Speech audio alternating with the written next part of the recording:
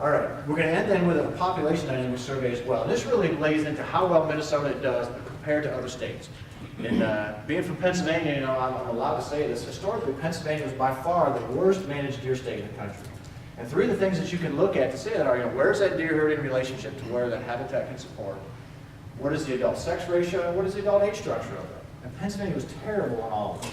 So these are very measurable things that you can compare from state to state and see how other places went. Well, we did another national survey last year of all deer project leaders, again, looking at information from two different times, 1998 and a decade ahead. And again, not all the states reported, but the vast majority of them did. We got some really neat information. The first is I asked about fawn recruitment rates. You know, with a fawn recruitment rate, this is not the number of fetuses in a doe or the number of fawns that hit the ground in May or June. This is the number of fawns that survive to the fall of the year, the number that are recruited into that fall pre-hunt population.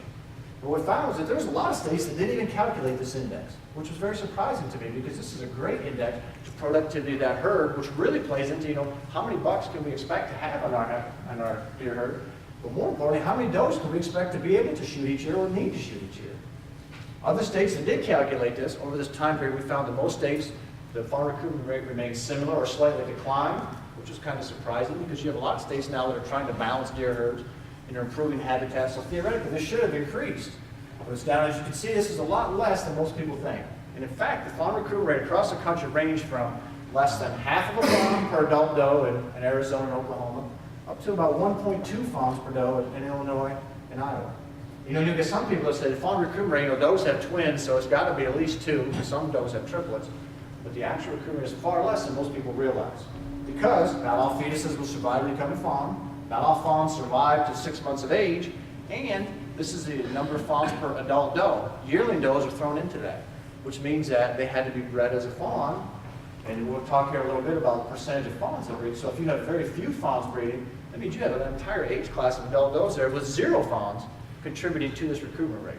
So this is often less than many people think. In Minnesota, this averages at 0.5 fawns per adult doe, so clearly less than you see to your neighbors to the south. And this is a statewide average. I'm sure in this part of the state it's higher than that, but across the state it's like this. If we take a look at you amongst your neighbors, North Dakota is not on here because they didn't respond to the survey, but you can see less than Wisconsin, certainly less than South Dakota and Iowa. The national average is about right here. So does this mean that Minnesota's doing a poor job?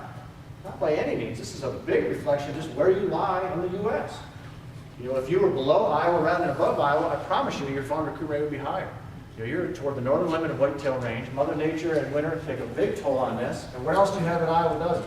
You have wolves, bears, cows, you have a lot of things eating fawns. So this is not a good or bad reflection on your state at all. It's just a reality of where you are. This really plays into how many fawns you're going to have out there, about every other one of which is a buck fawn. So this really plays into how many bucks you can expect to have and how many antlers deer you need to balance deer herds. So this is not necessarily a good or a bad thing. It's just a reality thing of where the state is. We also asked about doe fawn breeding, number of percentage of doe fawns that will breed that first year. And again, many states didn't calculate this. Of those that did, it declined slightly.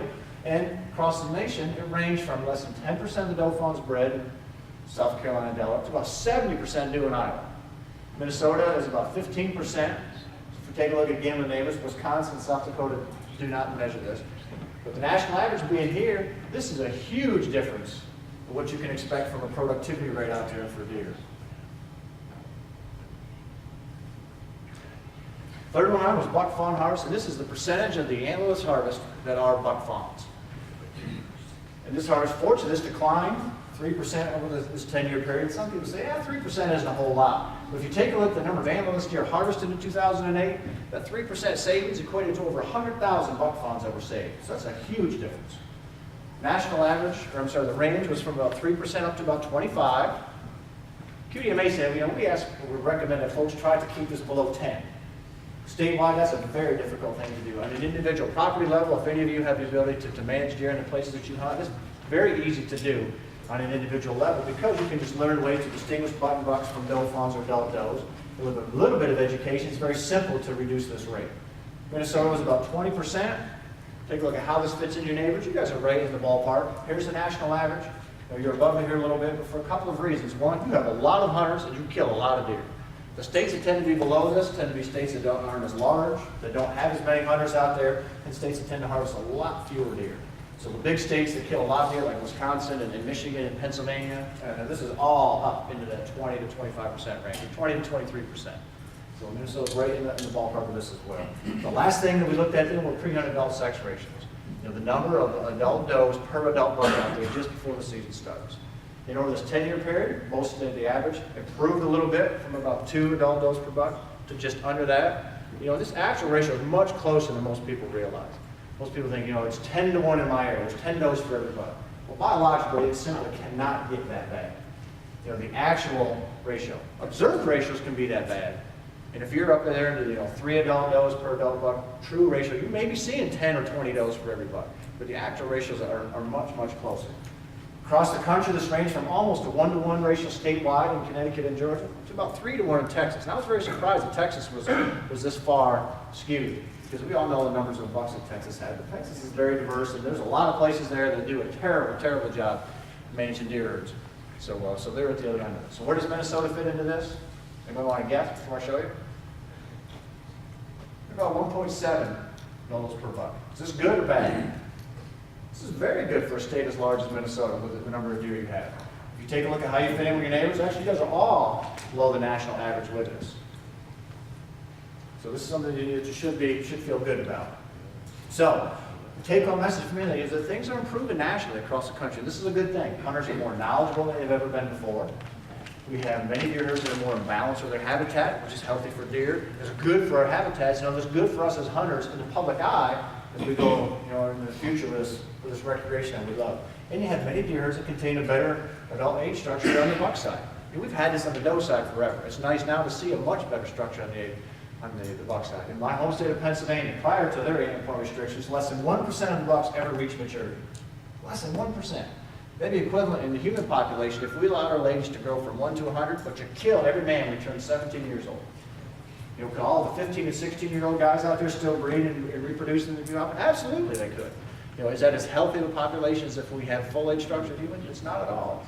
And the same things carry true with deer. So within Minnesota, are they doing well? Minnesota's doing a lot of things very good. They could benefit from having or harvesting a lower percentage of those yearling bucks.